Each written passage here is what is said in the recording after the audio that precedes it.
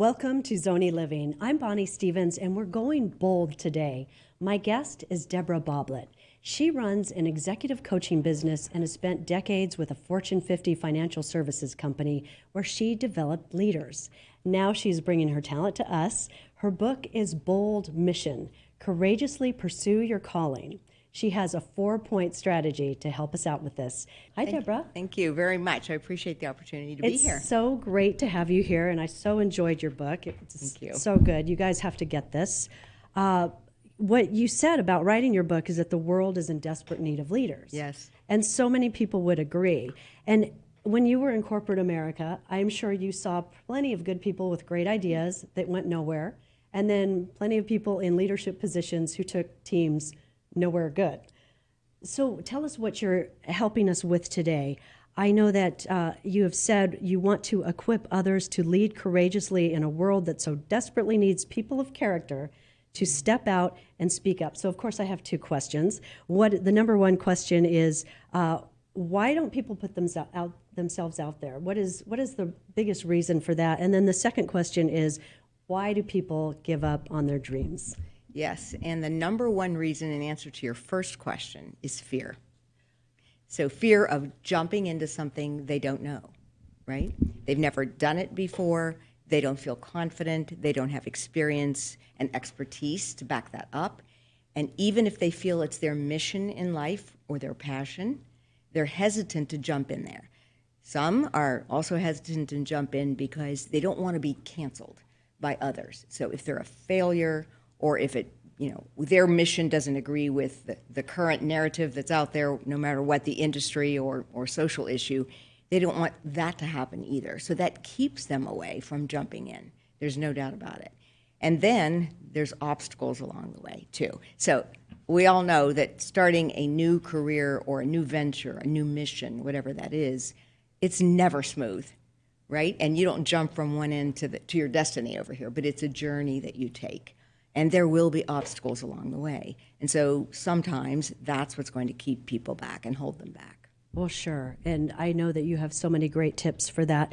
In the beginning of your book, this line really grabbed me. You wrote, "If you cannot quiet the tug on your heart that pulls you to something bigger, welcome. This book is for you. Your life of purpose awaits." Now, Debra, anyone who has had this knows that there is this tug on your heart, and it's kind of like a nag. It won't let you go. So tell us about your 4-part plan to bring our bold dreams to life. Yes, and so the B.O.L.D stands for believe, own, live, and duplicate. And so as I help people walk through that process, if they are determined that they're going to do X, whatever that is, whatever they feel their mission in life is and their purpose, they have to believe it. And so what I walk them through at that point is determining their values in life. And so there's several questions that they can complete, asking themselves, that help you get to the point where, you know what, I guess these are my values, because some of those questions are, what are you known for? Why do people come to you? What do they want from you normally? Because they say you're so good at that, right? Got to pay attention to that. Exactly. For sure. What decisions have you made along the way, et cetera? And so you combine all of that information, and that drives you to your values. And that's the foundation for believing in your mission. Now, we all want to say that one of our values is honesty, right, or truthfulness, or, and any number of things that sound really good, but that's not really what you're getting after. No, these are deeper values of things that you cannot live without. Your non-negotiables. What are those, and what brings you happiness, and what brings you joy? And those are critical in determining your passion. And once you determine that, there has to be this combination of your values and your passion. Those two always go together. The O is own it. And so once you get to the point where I really know what my values are, but now I'm saying I want to do this thing. So how do I begin to own it? And that's where the activity takes place. So you're doing research about what you want to do. You're finding other people who do it, and who have done it. Oh, that's so important. Very important. Seeing that other people can do it, that you can achieve this. Yes, and then conversation with those people. How did you do this? Did you have any issues? Did you have any problems or obstacles? How did you get around those? So at that point, you're actively looking at beginning whatever you feel this mission is. And that's the owning part. And then you live it. And so once you start living it, you're telling people about it. And that's critically important because it brings attention to what you're trying to accomplish, and you start to develop real confidence in what you're going to be doing. And then the last is duplicate. So once you've accomplished this or in the process of that and you've seen the successes, you want to help others duplicate as well. And that's the whole idea behind the B.O.L.D. Yeah, perfect.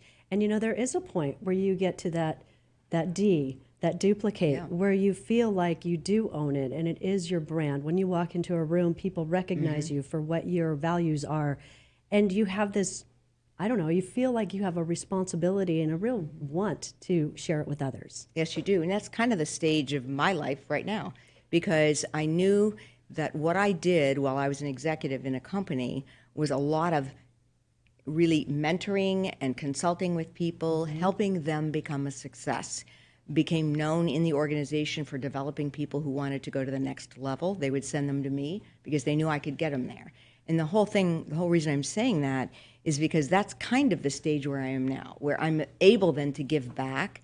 Also, though, the foundation of my values are there and my passion. And so being able to duplicate and give back so that others can become a success. And you have so many success stories that you can share, which you do share in your book, yes, which is fabulous. Well, there's also a section in the book about risk taking. You've made some big risks in your life, switching gears after investing years in education and degrees, and then cashing out your retirement to launch your own business in the insurance industry.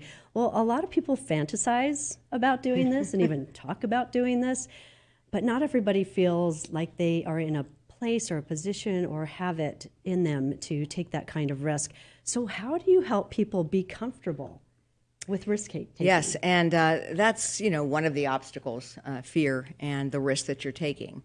And several people in the book that you referred to, all of them in some fashion had to take a huge risk. But how I help them walk through that is literally as simple as, if you stay where you are, what are the risks and what are the rewards? And if you go to the next level, that venturing out, what are the risks and what are the rewards? And literally comparing the two. What will you lose out on if you don't do this? And what will others lose out on if you don't do this? Yeah. Yeah, when you start thinking about, taking it off of you. Yes. And thinking, gosh, what if there are young women growing up and they never learn this and they go 30 years trying to learn this tough lesson? Can I help them leapfrog over those 30 years and really to be in a more powerful position with more years ahead of them? Yes. Yes. Yeah.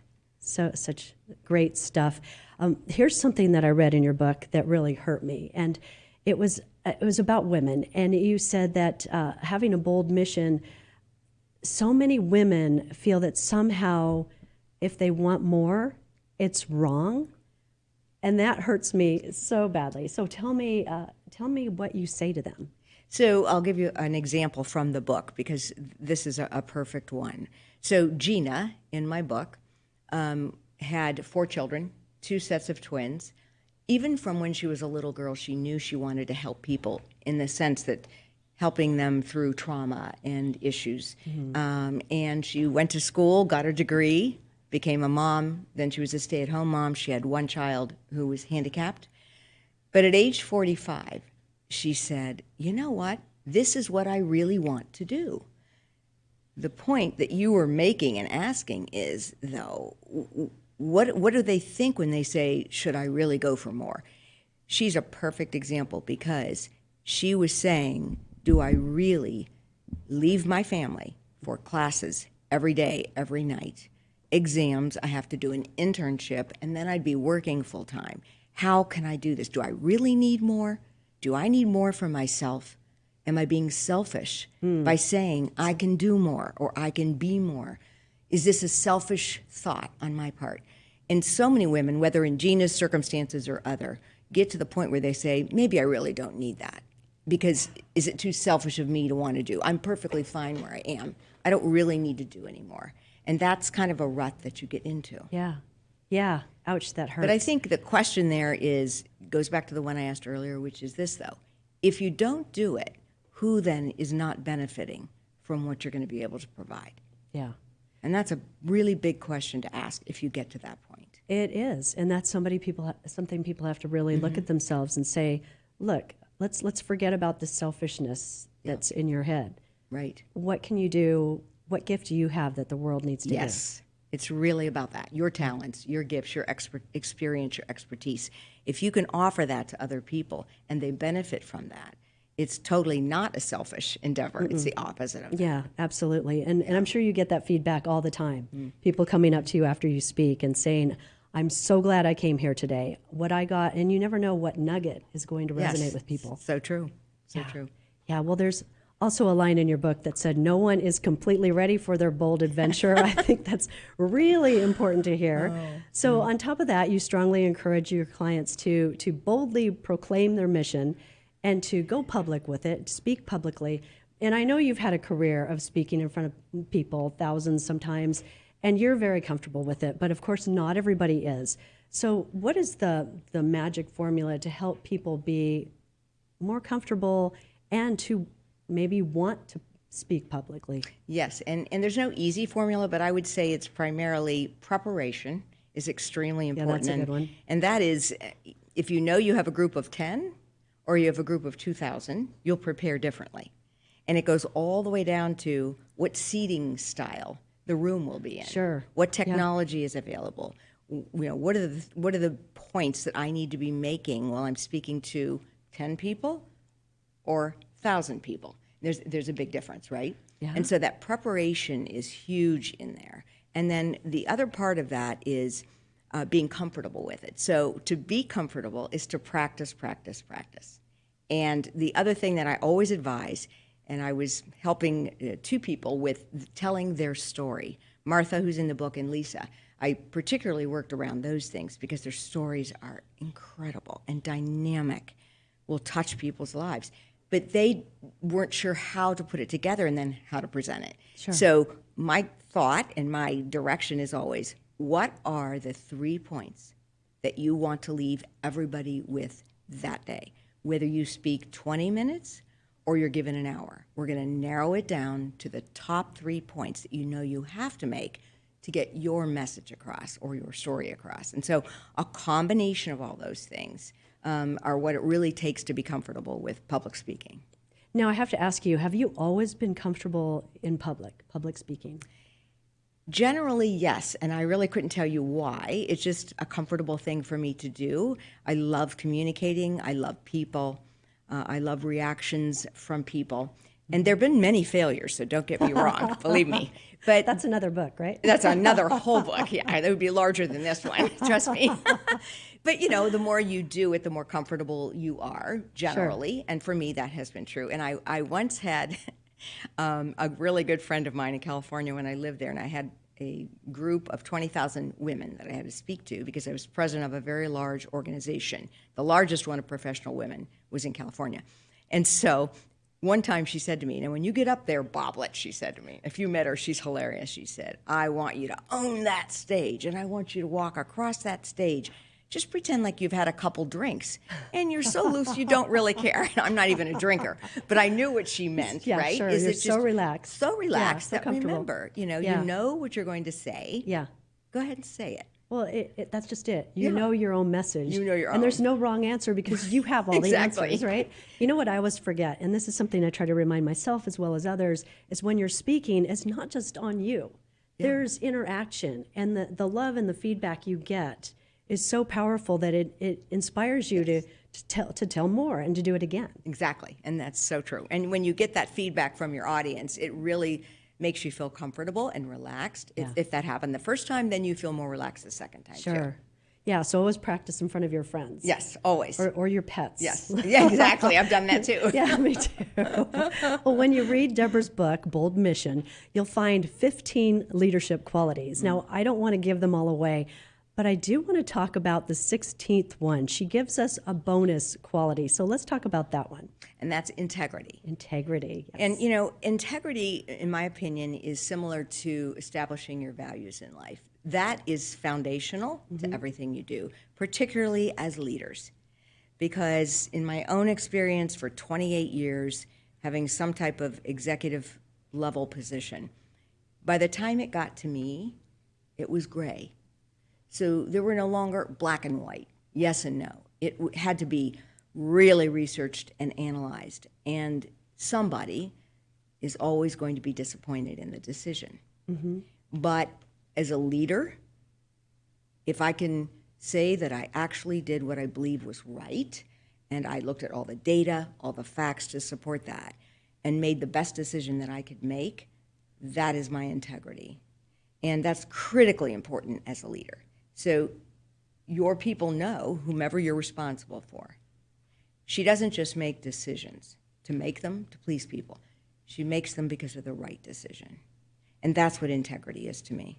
And that needs to flow throughout everything you do, in every walk of life, in every stage of life. Well, integrity, even when it's not popular, even when your decisions are not popular, you can still feel good about yourself. And, you know, even those people who don't agree with your decision, when they know you have integrity and they know that you've done your homework and you've researched and listened to people and looked at it from all directions, that respect is still there. Yes. And that's when you talk about, you know, we need leaders of character. That's what I think we're missing. We're having conversations where we're so polarized, we can't have that respect and integrity. And those two go together. Definitely. And so, you know, you can always feel good about yourself. And even the things that you did maybe 20 years ago that you didn't feel great about yourself for, those are the things that haunt you forever. They do. It's so true. It is so true. You know, there's been so many times where I've been in meetings and I've seen red flags. But my team will say to me, no, Deb, we really believe strongly about this. And I'm thinking, no, that's not really the right thing. Okay, everybody feels that way except me. And every time, this is no lie, every single time I went that direction, it failed. So that also taught me to trust my instincts about integrity and decision making, because I knew right there, no, this is probably not the right way to go, even though all the other individuals in the room felt differently. I knew that that was the right thing to do. So I've learned along the way as well to trust my judgment and instinct around making integral decisions. You know, instinct is that magic piece that you can't really put your finger on, but you know when your body has a reaction to something.